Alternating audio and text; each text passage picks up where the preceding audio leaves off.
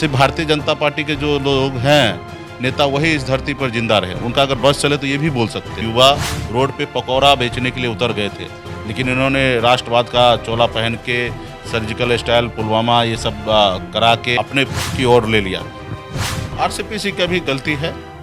आपको जिसने लीडर बनाया बिहार में, जिसने आपको उंगली पकड़ के आगे पहुंचाया, आपने कहीं ना कहीं उनके दिल को जीत नहीं पाए। गंगा यात्रा हर घर घर तक लगाना चाहते, किस खुशी में कि आपने युवा को नौकरी नहीं दिया, उस खुशी में, इस खुशी में कि आपने आटा पे टैक्स लगा दिया, इस खुशी में, इस खुशी में 17 साल की नौकरी को 4 साल कर दिया, इस खुशी में। चिराग की बात आप कर रहे हैं, उनके अगर आप वोट परसेंटेज देखिएगा, 2 उपचुनाव उन्होंने भी लड़ा, 5000, 6000, 4000 वोट आया और हमारे पास 25000, 30,000। पिताजी का विरासत है, लेके चल रहे हैं, क्या वो एनडीए हो या यूपीए हो, हम जिनके साथ जाएंगे उन्हीं का सरकार बनना है। तो हमें घाई नहीं है किसी के साथ जाना है, लोगों को आना है। वीआईपी अध्यक्ष तमाम बातें कही। सबसे पहला सवाल ये है कि मुकेश जी, अभी कुछ दिन पहले बीजेपी के राष्ट्रीय अध्यक्ष जेपी नड्डा जी पटना पहुंचे तो उन्होंने एक बहुत बड़ी बात कह दी कि बिहार से सभी क्षेत्रीय पार्टी को हटा देना है और सिर्फ बीजेपी रहेगी। संभव है ये, और क्या मकसद है उसके पीछे ये कहने का उनके? देखिए, वो जो कह रहे हैं अपने खास करके अपने कार्यकर्ता को लिए कह रहे हैं, और संभवतः इस तरीके इस रास्ते पे वो काम भी कर रहे हैं। देश में लोकतंत्र है, उस लोकतंत्र को ये खास करके भारतीय जनता पार्टी फॉलो नहीं कर रहे हैं, और ज़मीन पे से इनके मतलब अपने जो जड़ होता है ना वो उखड़ चुका है। आज ये देश में ताकत, पैसा, वर्चस्व, ईडी का डर, सीबीआई का डर दिखाकर आज बहुत सारे छोटे पार्टी को परेशान कर रहे हैं। सभी पार्टी, जितने भी देश में पार्टी है, सभी अपनी विचारधारा को लेके गरीब की लड़ाई लड़ने के लिए लोगों ने उन पर भरोसा जताया, और बहुत सारे पार्टी के पास 4 विधायक है, किसी के पास 10 है, किसी के 25 है, कोई सरकार में है, और वो अपने अनुकूल काम कर रहे हैं। और भारतीय जनता पार्टी का है कि वन मैन शो, मतलब हम ही एक हैं, रहे बाकी ना रहे। तो उनका बस चले तो वो बोल दे कि ये संसार में कोई व्यक्ति ही नहीं रहे, सिर्फ भारतीय जनता पार्टी के जो लोग हैं नेता वही इस धरती पर जिंदा रहे। उनका अगर बस चले तो ये भी बोल सकते हैं। लेकिन आज देश में हमारे हजारों लाखों करोड़ रुपया खर्च होता है चुनाव के पीछे। भारत सरकार का, राज्य सरकार का योगदान से चुनाव होता है, देश में एक एक चुनाव होता है, उसमें हजारों लाखों करोड़ रुपया खर्च होता है। और आज हमको लगता है कि ये खर्च मतलब सही नहीं है, ये आज हिटलरशाही है, और ये पैसे का दुरुपयोग हो रहा है। जब पैसा हम खर्च कर रहे हैं, लोकतंत्र में लोग जिनको चुन रहे, जीत आ रहे हैं, उनको ये खरीद लेते हैं पैसा देके। जैसे बिहार में ही हमारी पार्टी को 4 विधायक को खरीद लिए। तो ये बात तो सही हो गई ना मुकेश जी, जैसे कि अभी जेपी नड्डा जी ने कहा कि क्षेत्रीय पार्टी को खत्म कर देना है यहाँ से, तो आपकी पार्टी के विधायकों को खरीद करके या फिर जैसे भी पार्टी, एक पार्टी को तो खत्म करने की पूरी कोशिश कर ली उन्होंने, आपकी पार्टी को। देखिए, कोई कोई समय में जरूर आता है जब लोग नहीं समझते हैं, और कुछ लोग जरूर से ज़्यादा अत्य करने लगते हैं। हिटलर का भी समय आया, या कालखंड में देखेंगे बहुत ऐसे उदाहरण आपको मिलेंगे। Indira is India, India is Indira का अपना नारा सुना होगा। 440 लोकसभा सीट जीत कर मतलब देश में ये किए, देश को आज़ादी दिलाने में पार्टी कांग्रेस आज देखिए कहाँ पे पहुँचा है। तो ये भारतीय जनता पार्टी का घमंड है। ये सोच रहे हैं आज इनके फेवर में कुछ चीज़ें जरूर है, क्योंकि इनके पास पैसा है। ये आज देश में लोगों को गुलाम बना रहे हैं, गरीब बना रहे हैं, और कुछ लोगों को अमीर बना रहे हैं।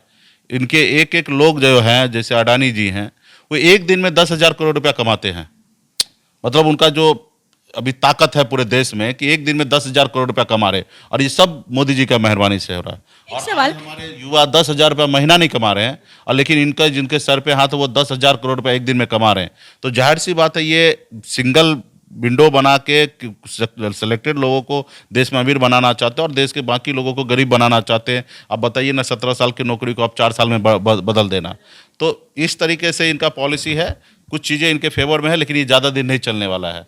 आपने देखा कि 2019 में भी लोग, युवा रोड पे पकौड़ा बेचने के लिए उतर गए थे, लेकिन इन्होंने राष्ट्रवाद का चोला पहन के सर्जिकल स्टाइल पुलवामा ये सब करा के, और कैसे न कैसे देश के लोगों को, जनता को, मुंह को भंग करके अपने की ओर ले लिया। तो इस तरीके से चीटिंग करके देश में सरकार बनाए। अभी 24 भी आएगा तो देखिएगा कि इनके ज़मीन पे कुछ भी नहीं है। अगर हमने देखा है ना बोछा में, आप एक सीट नहीं जीत पाए अपनी सारी शक्ति लगा के, आप पूरा बिहार कैसे जीतिएगा? और वो 37,000 वोट से आप चुनाव हारे। तो ये फिर ऐसे कुछ संभावना में, ऐसे कोई प्लानिंग में बैठे हैं कि हिंदू मुसलमान कर दे, ये कर दे, वो कर दे, तो इसमें हम लोगों को जीत ले। ठीक है, अभी देखिए आप तिरंगा यात्रा निकाल रहे हैं, ठीक है, हम तिरंगा अभी 15 अगस्त या 26 जनवरी को क्यों हम मनाते हैं?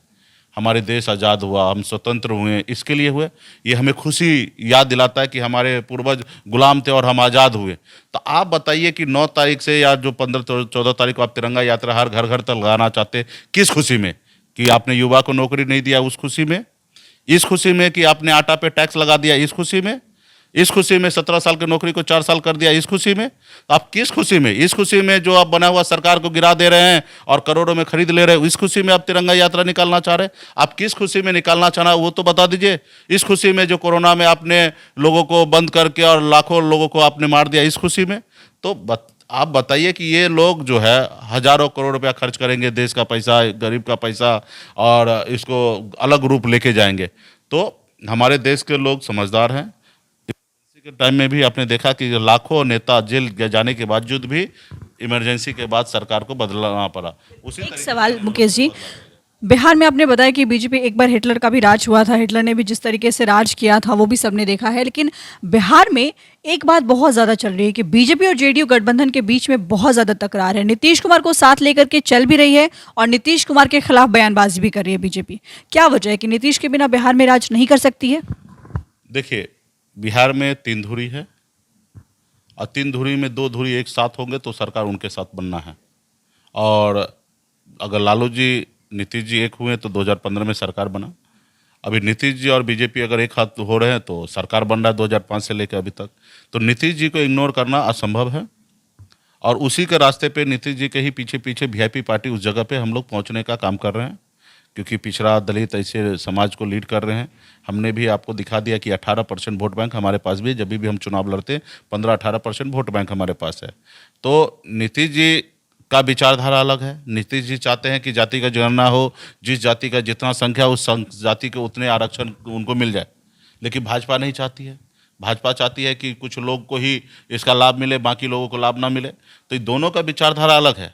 सिर्फ सत्ता के लिए दोनों साथ में हैं, ठीक है। और नीतीश जी कुछ भी हो जाए बीजेपी के साथ भले राजनीति करेंगे, लेकिन अपने ईमान को नहीं बेचेंगे।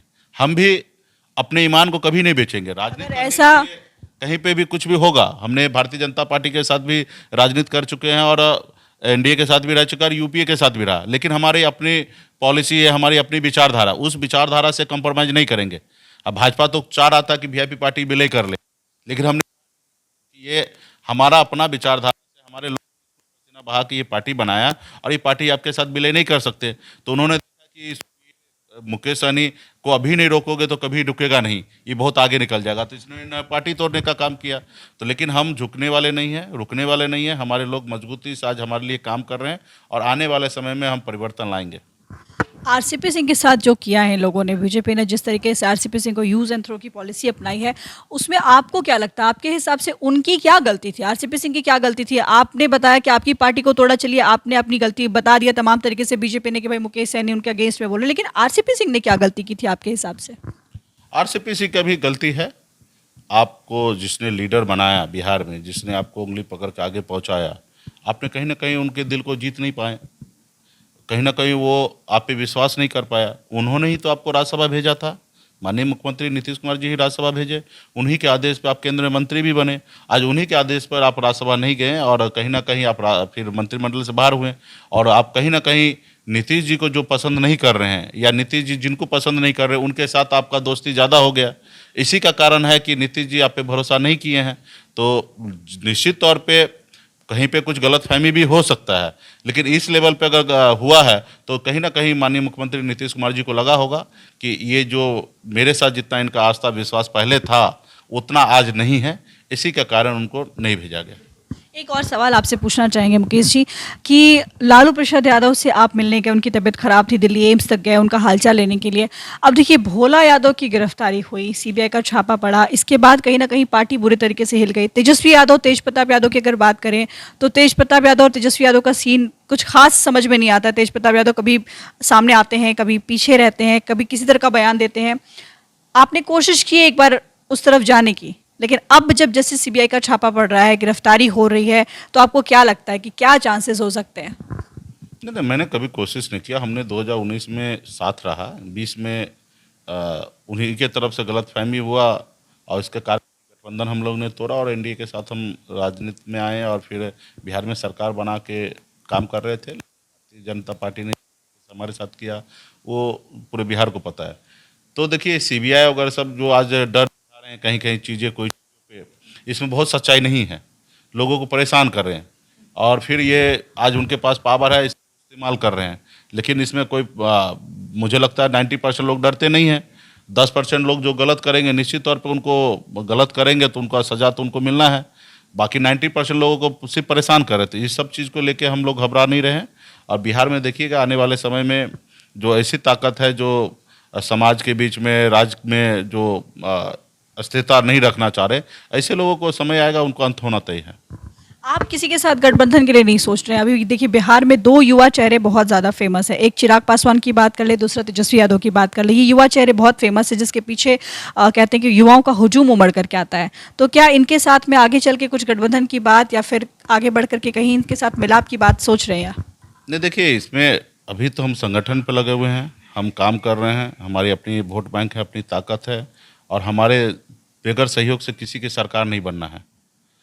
ठीक है, लोग को विरासत में कुछ चीज़ें मिला है, हमने संघर्ष करके लिया है, किसी के बाबूजी के विरासत को लेके चला रहे हैं और हमारी वोट बैंक देखिए और अन्य पार्टी का वोट बैंक देख लीजिए तो आपको ज़मीन आसमान का फ़र्क गिरेगा।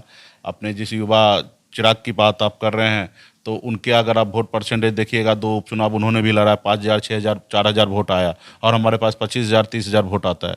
तो हमारे और उनके वोट में 4 गुना का फ़र्क है।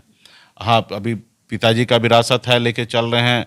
तो अभी हम संगठन पे लगे हैं और हमारे बगैर किन्हीं की सरकार नहीं बनना है। ठीक है, चाहे वो एनडीए हो या यूपीए हो, हम जिनके साथ जाएंगे उन्हीं का सरकार बनना है। तो हमें घाई नहीं है किसी के साथ जाना है, लोगों को आना है। 2019 में भी हम किसी पार्टी के पास नहीं गए थे कि हमें गठबंधन में लीजिए और 2020 में भी किसी पार्टी के पास नहीं गए कि हमारे गठबंधन में हमें लीजिए। लोग पार्टी हमारे साथ पास चल के आए और फिर हमें लगा कि इनके साथ काम करना चाहिए, हमने किया। तो उसी तरीके से 2000 आने वाले समय में 23, 24 में, 25 में पॉलिटिकल पार्टी हमारे पास आएंगे, अपने प्रपोजल देंगे और हमें जो उचित लगेगा, राज्य का युवा के ध्यान में रखते हुए, राज्य के किसान को रखते हुए जो उचित लगेगा तो हम 24 और 25 में डिसीजन लेंगे।